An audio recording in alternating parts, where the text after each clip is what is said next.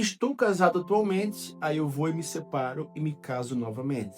E agora, como é que fica essa situação para quem é cristão? Caso eu faça isso, eu vou estar em um constante adultério? Como é que fica a minha salvação? Eu posso fazer isso? Está certo? Está errado?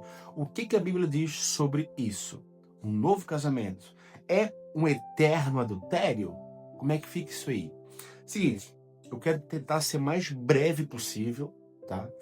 E tentar te dar a visão bíblica, não é a visão da Assembleia de Deus, da igreja tal, linha teológica tal, não.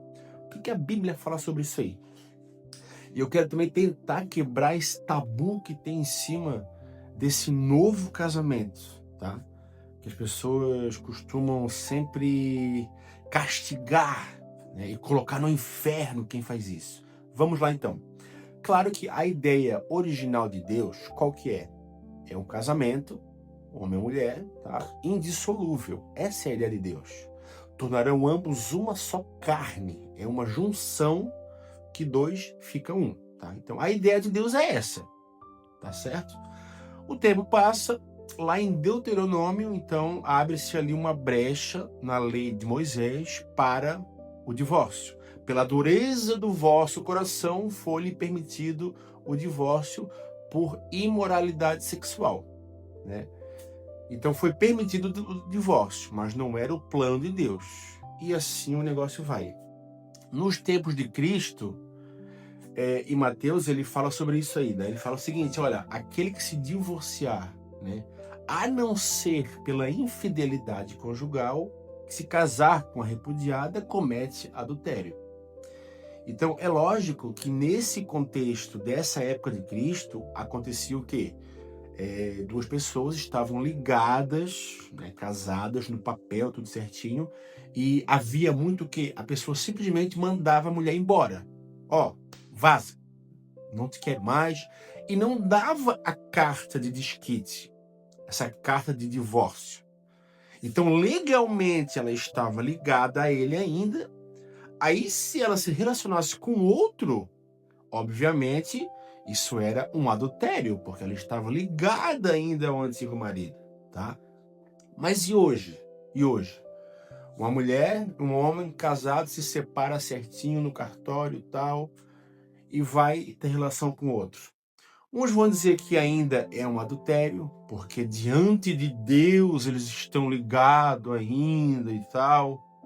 Outros vão dizer que não, se separou no cartório, está livre da aliança que fez. Cara, tu estás vivendo um casamento, certo? Um inferno, um inferno. Briga e uma discussão, é um caos total. Mas aí tu e ela são crentes, entendeu?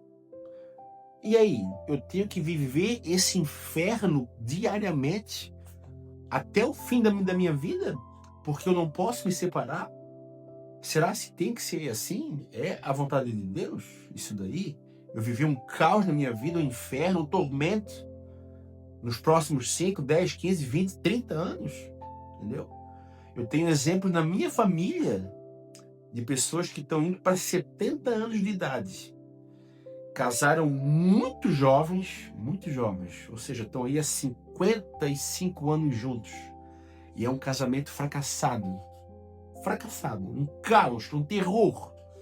Entendeu? Por quê? Porque não pode separar. E se separar, eu vou ser uma pessoa separada, aí eu vou ser um adúltero, porque não sei o quê. Cara, vou te falar uma coisa.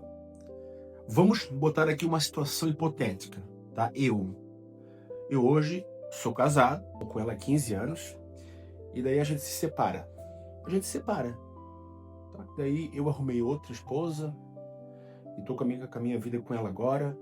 Cara, se eu tô em adultério ou não, existe a graça de Deus. A gente precisa entender isso daqui. Para todo mundo que fala, nossa, porque agora tu tá em adultério, tu casou com a segunda esposa. Cara, se eu me separar novamente dessa esposa e casar com outra, é a terceira agora.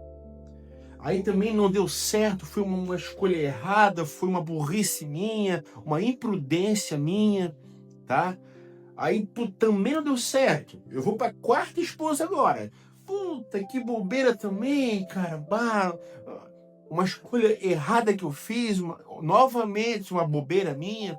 Cara, se eu fizer isso 5 vezes, 6 vezes, 7 vezes, 8 vezes, é errado? Tudo bem, é errado, cara. É errado. É o certo? Não. É o que a Bíblia ensina? Não.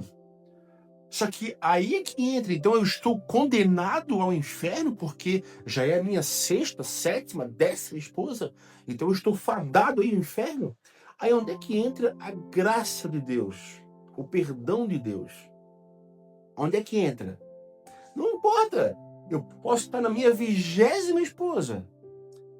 Se essas vezes que eu fiz isso daí foi de fato por um erro meu, uma bobeira minha, uma imprudência minha, se eu chegar diante de Deus, Deus, eu sei, Jesus, eu sei que essa é a minha 20ª esposa. Eu errei, cometi adultério aí, sim, errei. Sou um pecador miserável, desgraçado. Eu preciso da tua graça, Senhor. Preciso do teu perdão. Jesus, eu reconheço que eu errei até aqui. Errei muito. Só que agora eu preciso da tua graça. Me perdoa, Senhor. Eu quero recomeçar agora com essa minha 20ª esposa. Com essa aqui eu creio que eu vou acertar agora, mas eu quero começar minha vida certinho. O que vai acontecer? Jesus vai olhar dos altos céus e dizer, tá bom, meu filho. Tá bom, se tu reconheceu o teu erro, eu tô vendo que o teu erro, né, que tu fez aí, aliás, o teu arrependimento é sincero, eu tô vendo que é sincero, então tudo bem. Recomece aí com a tua 20ª esposa e segue a vida. Então existe a graça de Deus, gente. Eu tô fazendo esse vídeo aqui porque, assim, muita gente coloca em maio sarrafo em quem tem um segundo, um terceiro casamento. Claro que não é o ideal de Deus, não é o padrão de Deus, lógico que não. Mas se acontece, entendeu? É claro que eu não estou falando aqui de banalização. Eu não posso banalizar, entendeu?